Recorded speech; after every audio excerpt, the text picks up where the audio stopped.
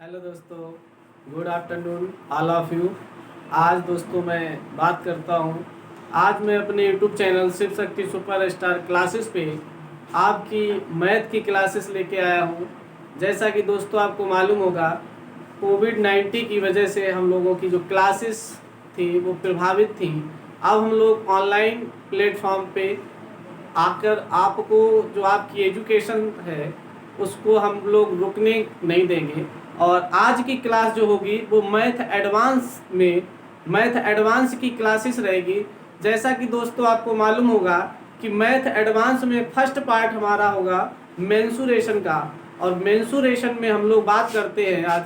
Mensuration में मैंने mensuration को दो पार्ट में डिवाइड किया है। मेंसुरेशन में मैंने दो पार्ट डिवाइड करके 2D part, one part 2D होगा, सेकेंड पार्ट 3D होगा।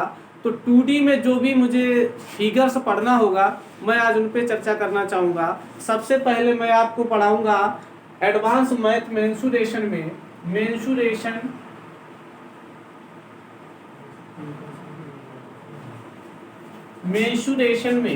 मैंने मेंसुरेशन को दो पार्ट में डिवाइड किया है।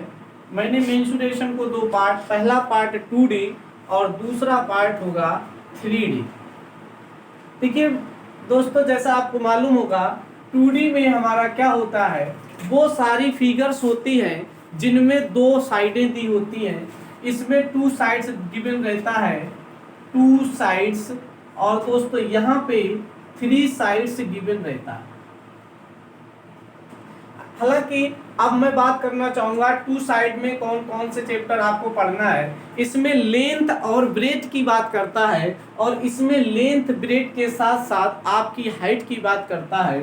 तो इसमें जो मैं 2D फिगर्स में आपको पढ़ाने वाला हूँ वो आपका क्या होगा, रेक्टेंगल होगा, स्क्वायर होगा, सर्किल होगा, ये सारी आकृतियां मैं पढ़ाऊंगा। तो सबसे पहले मैं बात करता हूँ कि आयत आपको पढ़ाऊंगा। इसमें मैं आपको वर्ग पढ़ाऊंगा, इसमें मैं आपको वृत्त पढ़ाऊंगा, और इसी के अंतर्गत मैं आपको पढ़ाऊंगा चतुर्भुज और त्रिभुज। चतुर्भुज और त्रिभुज मैं आपको पढ़ाऊंगा। ये दोस्तों ये फिगर्स जो आपको मैं यहाँ पे मैंने लिख रखे हैं, ये मैं इतने डिस्कस करने वाला हूँ 2D में। और बाकी जो आपको मैं 3D एडवांस में मैथ में जो 3D होता है उसमें पढ़ाऊंगा। मैं उसमें आपको घन पढ़ाऊंगा, घनाभ, बेलन, शंकु, घनाभ, बेलन, शंकु और गोला।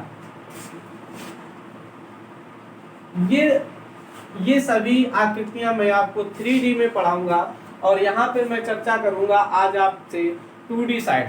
दोस्तों जैसा कि आपको मालूम होगा कि जो आयत होता है, यहाँ से ये आपका टॉपिक है वो इम्पोर्टेंट है। यहाँ से बहुत सारे क्वेश्चन आपके एग्जाम में बनते हैं। और हम लोग पहली क्लास आज हम लोग रेक्टेंगल की रखते हैं।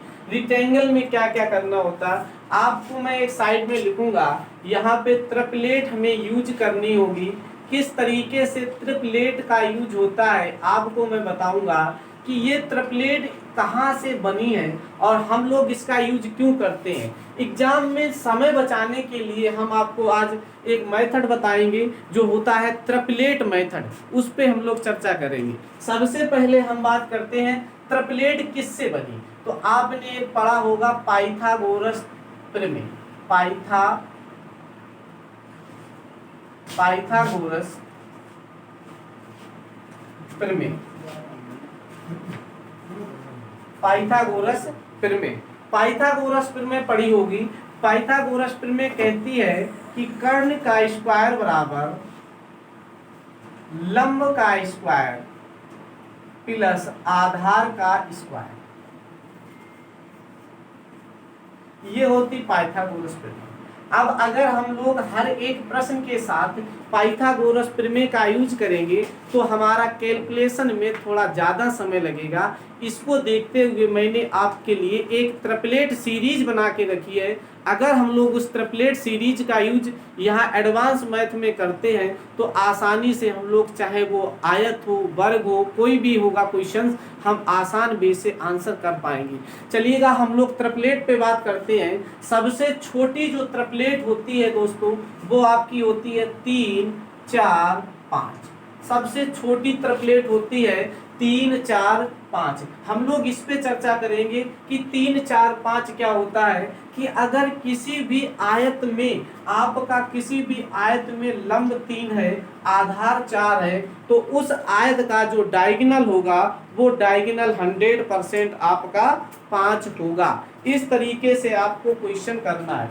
जो आपका डायगोनल होगा वो 100% आपका डायगोनल 5 होगा। चलेगा, अगली जो ट्रिपलेट यूज करते हैं हम लोग एग्जाम में, अगली ट्रिपलेट होती है दोस्तों 5 12 13। 5 12 13 इन्हीं, देखिएगा थोड़ा मैं इससे पहले भी बात करूंगा कि इस ट्रिपलेट का यूज कैसे करते हैं। देखिएगा एक समकोण त्रिभुज होता है, ऐसे किस तरीके से दिया जाता है समकोण त्रिभुज। इस ट्रिपलेट का यूज हम लोग वृत्त में करेंगे, वर्ग में करेंगे, त्रिभुज में करेंगे। जो समकोण त्रिभुज होता है, जैसे ये 3 दिया, ये 4 दिया, तो 100% ये ज्ञात करने के लिए आप यहाँ डायरेक्टली 5 कहेंगे। इसका सेकेंड पार्ट, अगर मैंने इसको 6 लिया, सेकेंड इसका पार्ट होता है कि इसका 2 गुना, तो इसका भी 2 गुना और इस वैल्यू का भी 2 गुना। तो 3 4 5 का जो सेकेंड ट्रिपलेट होता है वो 6 8 और 10 होता है। अगर मैं दोस्तों बात करना चाहूँ कि इसका थर्ड पार्ट क्या होता है, तो 3 का 3 गुना 9, 4 का 3 गुना 12 और 5 का भी 3 गुना 15। तो इस ट्रिपलेट को हम लोग एक 3 की सीरीज में याद कर लेते हैं। जहां कहीं पे क्वेश्चंस आपको इस तरीके से दिया जाएगा वहां पे इसका यूज हम लोग कर पाएंगे। चलेगा, तो उम्मीद है कि आप लोगों को ये 3 4 5 वाली ट्रिपलेट आपको समझ में आ गई होगी। अगर दोस्तों कोई भी समस्या रहती है तो आप लोग मैं वीडियो अपलोड होने के बाद आप कमेंट करके बता दीजिएगा। चलेगा, अब हम लोग बात करते हैं अगली ट्रिक्स होती है। तो आपको 3 4 5 वाली ट्रिपलेट समझ में आ गई होगी। इसी तरीके से हम लोग अगली ट्रिपलेट लिखते हैं। अगली ट्रिपलेट होती 5 12 13। 5 12 13 यानी लंब आपका 5 होगा तो आधार 100% 12 होगा, और इसके बाद अगर उसमें कर्ण निकालने को आ जाए तो श्योर आपका 13 होगा। अगर इसका मैं सेकेंड पार्ट बात करूं तो 5 का सेकेंड यानी 5 का दूसरा मल्टीपल 10 होगा, 12 का दूसरा मल्टीपल 24 होगा और 13 का दूसरा मल्टीपल 26 होगा। यानी 5 वाली ट्रिपलेट में जो ट्रिपलेट यूज होने वाली है वो आपकी 10,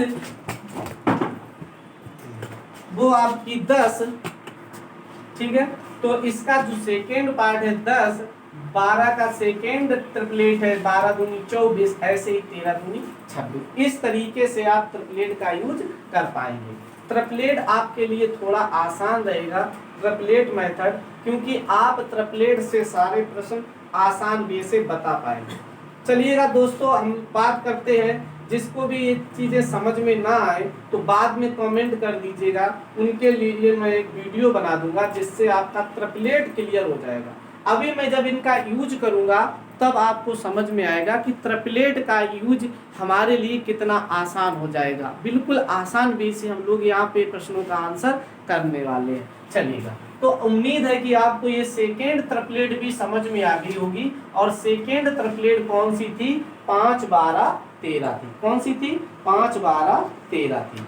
ठीक, चलिएगा, 5 12 13, 5 12 13। अब अगली ट्रिपलेट पे बात करते हैं। तो अगली होती है 8 15 17। 8 15 17 ये तीसरी ट्रिपलेट होती है। किसी भी वैल्यू का अगर लंब 8 है और आधार 15 है तो 100% कर्ण 17 होगा। मैं यहाँ लिख देता हूं, ये वैल्यू रहेगी लंब, ये वैल्यू रहेगी आधार और ये वैल्यू रहेगी कर्ण। तो उम्मीद है कि आपको ये ट्रिपलेट भी समझ में आ गई होगी। अब अगली ट्रिपलेट पे बात करता हूं। तो अगली ट्रिपलेट है 9 40 41। 9, 40, 41। ये आपकी जो चौथी ट्रिपलेट है 9, 40, 41, इस पे भी आपको समझना है कि लंब यदि आपका 9 है, आधार आपका 40 है, तो कर्ण आपका 41 होगा। उम्मीद है कि आपको इस ट्रिपलेट पे भी वर्क करवाऊंगा तो आपको समझ में आ जाएगा। नेक्स्ट ट्रिपलेट है 9, 12, 15। 9, 12, 15।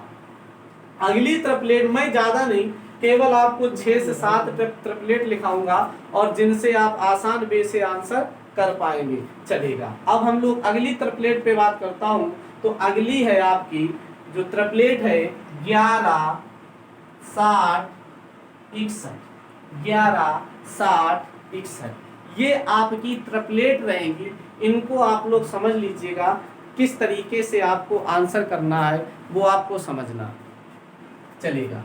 इतनी जो ट्रिपलेट मैंने लिखी है, इन्हीं ट्रिपलेट का आपको यूज करना है क्वेश्चन को सॉल्व करने के लिए।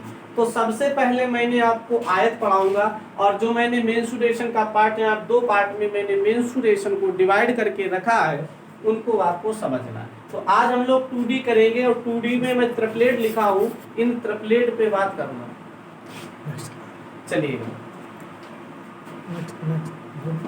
चलिएगा फिर हम लोग आगे बढ़ते हैं, क्या यूज करना सीखते हैं थोड़ा, और आपको बताते हैं आयत। सबसे पहले आयत। तो आयत में हम लोग बात करते हैं आयत में कि आयत की डेफिनेशन क्या होती है। आयत की डेफिनेशन होती है कि आयत की जो आमने और सामने की भुजाएं वो समान होती हैं। ये भुजा हमेशा इस भुजा के समान, और ये भुजा हमेशा इस भुजा के समान होती है आयत के लिए। ये यदि L है तो ये भी L होगी, ये ब्रेथ है, ये चौड़ाई B है तो ये भी B होगी। देखिएगा, जो 2D फिगर्स होते हैं, अगर इनका हमें भैया एरिया निकालना हो, इनका यदि एरिया निकालना हो तो हर एक फिगर्स के साथ एरिया होता है side into side. Side into side से हम लोग एरिया बता पाएंगे। अब हम लोग बात करते हैं, तो आयत का जो फार्मूला बनेगा, आयत का एरिया का फार्मूला यानी आयत का क्षेत्रफल। तो आयत के क्षेत्रफल के लिए साइड इंटू साइड, यदि ये साइड ली तो ये साइड लेना है, आपको ये 2 साइड ले सकते, किन्हीं 2 निकटवर्ती साइड को लेना है, तो L इंटू B। इसीलिए आप फार्मूला याद करते हैं कि आयत का क्षेत्रफल लंबाई गुणे चौड़ाई। चलिएगा, हम लोग बात करते हैं पेरीमीटर की। पेरीमीटर की। देखिएगा, जो परिमाप होता है वो किसी भी परिमाप की डेफिनेशन क्या होती है उसको पहले डिस्कस करते हैं। किसी भी फिगर्स का परिमाप, चाहे वर्ग हो, आयत हो, वृत्त हो, तो परिमाप क्या होता है, सभी भुजाओं का योग ही परिमाप कहलाता है। अब मैं बात करता हूँ परिमाप कैसे ज्ञात करेंगे। तो सभी भुजाओं का योग यानी L और L 2L, B और B 2B। अब मैं इसमें से 2 को लेंगे कॉमन, तो अंदर बचेगा L प्लस B। यही या आप आयत का परिमाप का फार्मूला बन जाता है कि 2 गुणे लंबाई प्लस चौड़ाई। आयत का फार्मूला होता है 2 गुणे लंबाई प्लस चौड़ाई।